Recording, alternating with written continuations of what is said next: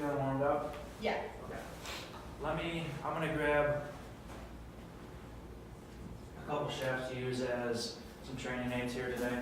And we'll get to these. We won't jump into them right off the bat. Okay. But the first thing in wedge control, and we'll even start with the 8-iron because you can hit this shot. I'll have you hit it even through 7-iron because you hit it high enough where you can do that. I mean, your full swing 8-iron goes 120, 115, 120. So we can even have you hit this kind of shot that's a distance control thing with your 7-iron if you spin it enough. But what I want first is to take three or four swings feeling like you're taking it back 50% and you're still accelerating the same amount through, but it's 50% back, 50% through. Okay. So we're kind of, it doesn't have to be a certain length, just whatever on the backswing feels 50% to you, and on the forward swing feels 50%.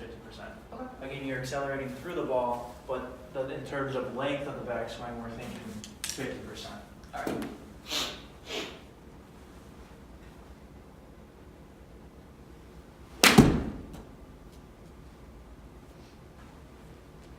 Kind of a weird feeling. Yeah. So even with those, just remember the backswing is good, but we're still accelerating through the ball. A player of your caliber should try to make every single one of these putts. And regardless if it's a 30-foot putt, you should be trying to make it. And like we talked about earlier, you're going to get your tempo dialed in, you're going to get your speed dialed in, so that shouldn't be a problem once we work on that a little bit more. But so as far as green readings, what I would like to do, this is a process that I use myself and that I see work successfully. So when you get up to the green and you're getting ready to mark your ball, let's just say you mark it and you pick it up. Now the first thing that I want you to do is I want you to walk on the high side of the hole over to the other side of the hole. Don't even look at anything. Just walk on the high side. Don't look at anything. Just kind of feel the terrain with your feet. Just kind of see what's going on. And then we're going to come over here because what you're going to see from this side of the ball is going to give you so much more perspective.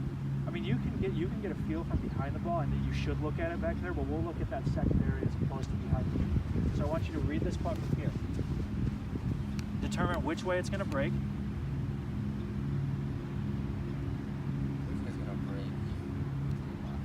Okay, so I would concur with that. It's going to break a little bit left. So then the process from here would be we're going to go to the low side of that break. You can't see anything from the high side of the break. I mean, you can, but what you're going to pick up from the low side is going to be like what you can pick up from the back side. It's going to be a lot more clear.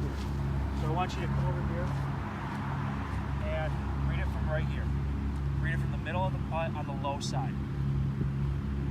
And then so from here, the reason why we do this is it allows you to see whether the putt is uphill, downhill, where if it's uphill at first and then downhill at the hole, it just allows you to see that. And I would agree with that too. So then for you, what you need to do is you need to come back here and figure out where you need to start this ball so that it see the line that the ball is going to take to the hole and have confidence in that. Once you can visually see the ball going into the hole, then that's when you mark it. That's when you place the ball back, line it up if you choose to do so, and have confidence in your stroke. So what I'm going to do is right off the get-go, when we start working on alignment, we want to make things consistent. So let's pick out so regardless if we're hitting a wedge shot or if we're hitting an iron shot, let's just pick out a target line right now. So what looks good to you out here? Does the green flag or the white flag look better to you visually? Okay, so we're going to make these at the green flag, and what I like to do is I like to place a ball down, and then I want 2 alignment sticks, one on the outside of the ball, one on the inside of the ball, kind of to give us that train track effect and let us feel that our shoulders and our hips are square to this, and we know that if our club face is aligned perpendicular to these sticks, we're set up for success, and we know it's not closed or open or anything like that. So that just kind of helps us reiterate those things.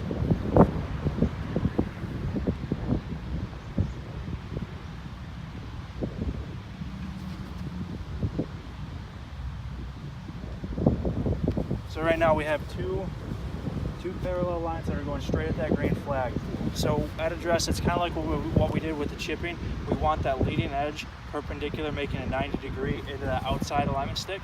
And then we want to visualize our shoulders and our feet being square to the inside one. Okay, so like we just talked about, what we want to work on is hitting out of the rough a 60-degree wedge that is in picking a landing spot, making sure we try to land it there. So the best quote that I've ever heard in my life is aim small, miss when it comes to golf, and that's very true. But with that being said, that sets up high expectations that are not always attainable. So what we really want to do is we want to pick a reasonable area that we can consistently land a ball in. I mean, yeah, picking out a leaf or picking out a ball mark on the green is a great way to do it, but we'll get there. But we need to work our way to that pinpoint accuracy. So what I have up here is I have 4 tees that make about a 2-foot by 2-foot box. And what our goal is to take the golf ball with a square face 60 degree, hit the shot, land it in there, and get it within 4 feet. Okay. So what we're going to do is we're in the rough right here. To hit this shot, we want to have the ball between where we were working on with the low shots and between the middle of our stance, so kind of halfway back. Yep.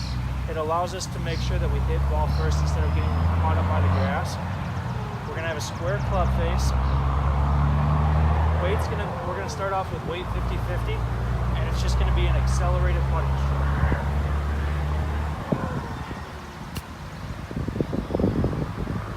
So like I talked about, we got 3, 6, 9, 12, 15-ish.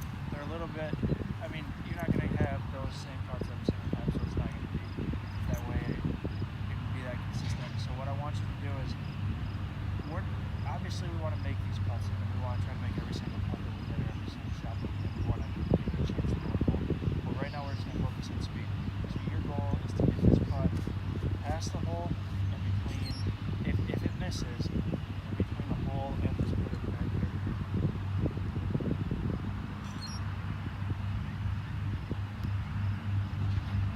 I want you to really just feel loose, get your proper setup, because everything looks good to me. Let me check behind you again. Setup looks good to me. I just want you to be confident, loose. Perfect. That tempo is really, really good. Loose.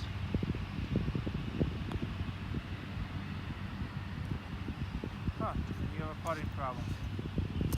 You won't believe it, but